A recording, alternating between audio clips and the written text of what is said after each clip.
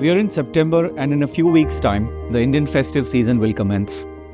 While in the east, we are gearing up to welcome and celebrate Ma Durga and her daughters and sons. Other parts of the country will observe Navratri, also dedicated to female power. While on one hand, you have men fold their hands and bow their heads in reverence, on the other hand, you have those very hands committing acts of extreme violence against them. There is often discussion about how to bring such violence down, how to curtail it, how to fix these problems, about stricter punishments, about more policing, installing cameras as ways to make cities safer for girls. But I think the only long-term key or the solution remains how we bring up boys in our country. In fact, for that matter, anywhere in the world.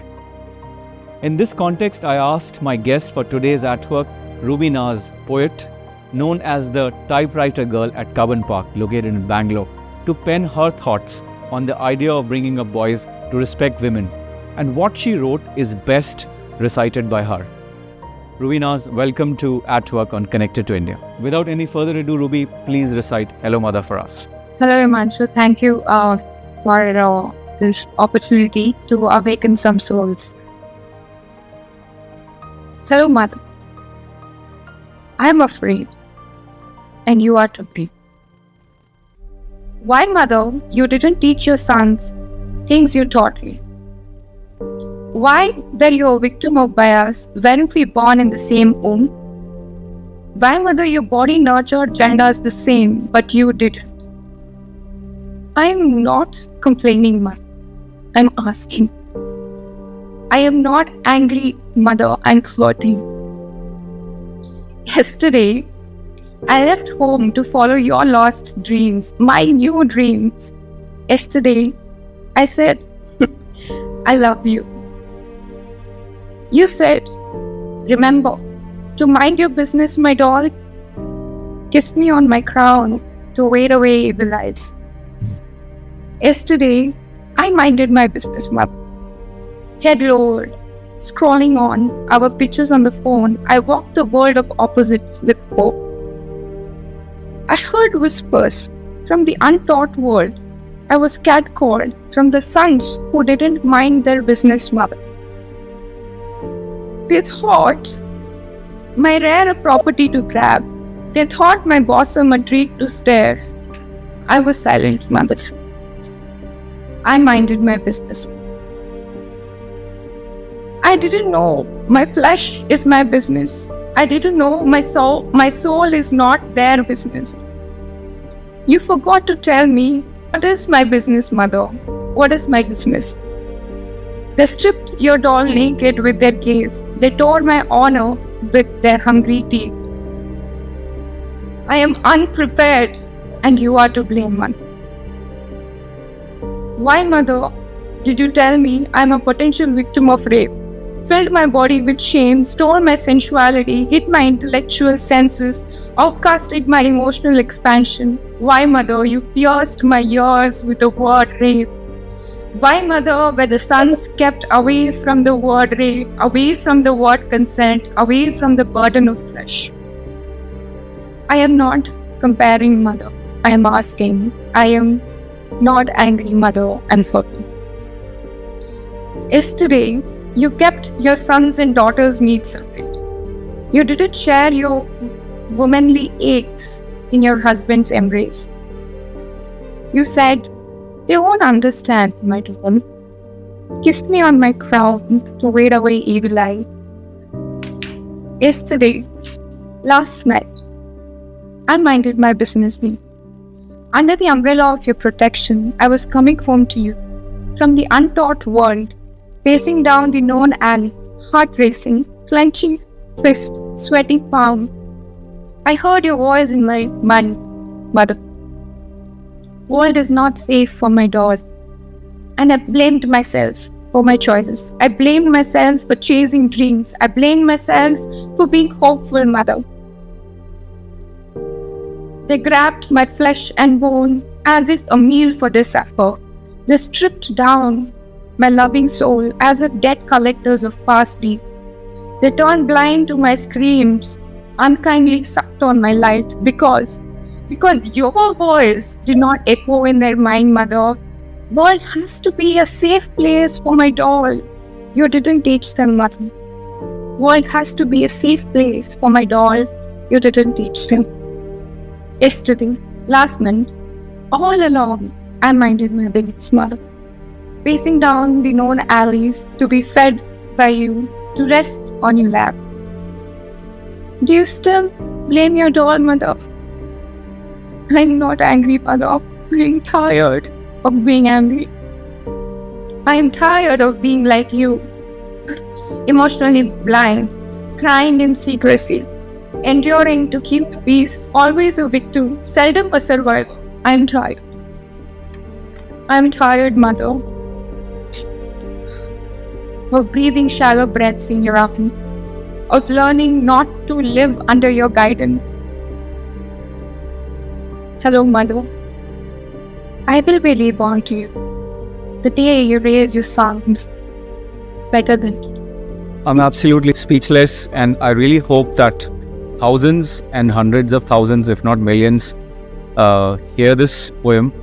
We'll also see if we can put it in its entire verse on the website for a lot of people to read this. But I'm absolutely speechless. So the first question is that we had shared this idea with you, and you penned Hello Mother in literally no time at all. What was the process? I mean, I know for sure that you're famous as the typewriter girl of Covent Park because people come speak to you and then you're able to generate poems. But take me through the emotional journey you went through when you're writing Hello Mother. It took me 4 days to, compose this. Not as fast as I write it, Kabul. And since it was for a mother, it was not to be forgotten that she too has gone through this. But, so it's not a woman's cry. It's a little girl's plea. So even today, the atrocities that we see that are happening, there is a lot of cry, there's a lot of scream. And I think what we're trying to say is getting lost because nobody is listening to that little girl. I think even women themselves are not listening to that. And that is why, again, addressing it to the mother without actually taking away the essence and knowing that she too has gone through this. I don't know if this answers your question in terms of the process, but emotionally, yes, it was tolling. Even now, every time I read it, it is tolling. But I think that is necessary. And that is the reason why we have come together to do this, because journalism speaks to the mind and builds awareness. And art forms in poetry speaks to soul and it raises the souls. And I think this is a collaboration of mind and heart. And if every atrocities in the nation or worldwide is addressed this way, I think we can reach the human deep down and hopefully see a change, because that's all we can do. Hope. I started by saying that we need to look at how we are raising boys in India or anywhere else in the world, so that women have that role to play, and fathers also have a role to play to remind the boys to be decent, remind a father, remind a brother, in fact in current times even remind a granddad that when you're stepping out, remember to be decent. How important do you think women have a role to play in the direction which we are discussing right now? So in India, you are raised telling that your school is your second teacher, your mother is your first teacher, right? So the first teacher, you can just imagine the profundity of the responsibility that she has in terms of teaching. So yes, so I think I will leave it there. The first teacher, who is our mother, I mean, it falls upon her. And I understand that she too has been so far a victim of patriarchy. And this system has worked for her to an enclosed, safe system is what she has thought. And okay, fine, yeah, men do protect, but men are also the ones who are doing this, right? And there is a bias in the way they raise the genders and all of that. So she too is the bias. But then, how can we change that? I mean, it is a nationwide request. I think from this generation on, we can. People like you and on social media, the contents that we're spreading, and the question that you're asking me to be able to kindly address and openly say that, hey, I was catcalled today, and it's not nice to do that and to prepare us for those things. Not just say that, hey, this is happening, so let's just shut ourselves up. Not to give the mic to our voices, a platform to actually speak. And the platform has to be every single household. And it's not just the mother's ears, it's the entire family's ears, because that's how my brother learns. He is, my youngest brother is 7 years younger to me. So when I was a teenager, 14, he was 7. So I would come back home and I would actually share these stories with him, that what's happening. It could be even about good stuff and bad stuff, both like, crushes or somebody is just really hitting on me. All of those, because everything is a word in itself, because it's so blurry, you can't differentiate what is toxic and what is not at that age. So that really helped him. So now he has such great perception when it comes to this topic, and the sensitivity actually speak, right? Because that is what is important. People are aware, people know it is wrong, they lack sensitivity, which is why they do it. Taking a bit of a detour and asking you, you have this wonderful sobriquet of Typewriter Girl of Cubbon Park. How did that come about? I think people started calling me that. To be honest, I haven't given myself any title or anything. And I think that's also a beautiful gift and an honor, because, when people recognize you with what you do and call you something out of love, I think it is more prestigious than a Nobel Prize that can be given to you. And I didn't also call myself a poet. I would just go there, take my typewriter and write.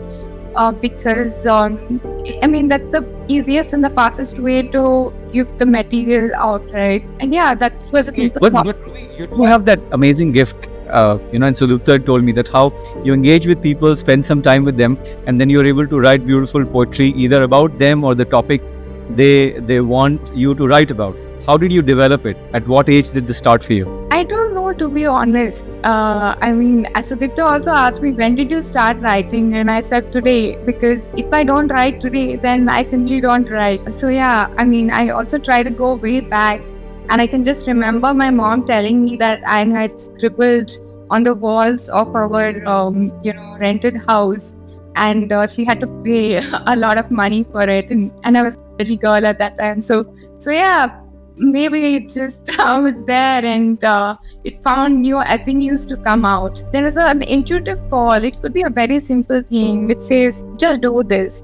And we don't do it. But once you do is when even your potential starts to open up. It says, oh, okay, this was in there all along. It's like a Pandora's box. I think I just happened to open mine fearlessly. A great job in doing that.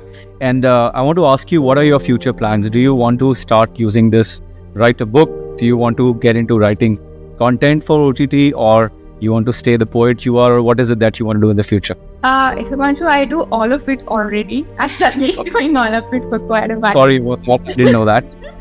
So I used to write for brands, scripts and all of that stuff, which actually is what I have reduced to doing. There are some scripts of mine which I have worked on, and I would be very happy if any OTT platform or anybody takes that up. And in terms of the Cubbon poems, I've written close to over 300 people so far, but I'm taking the first 108 because that was my milestone. I thought I'd write only for 108 people and stop there. But then after that, requests started pouring in and I continued. So I'm working on a memoir of that, so that all of these questions that you're asking me is answered when people want to know like how they can write or things. And that was the time when people said, can you teach me? And since this is something that came pretty naturally to me, I had to read up books like, poetry for dummies and things like that, so that I can devise a structure so I can teach. So I studied so that I can teach because people requested. So there is something called Right to Express is the workshop that I conduct, because I realized that people wanted to get a poetry written from me because they want to express either themselves or to somebody, right? And if they can do that by themselves, and that's a beautiful gift that I can give.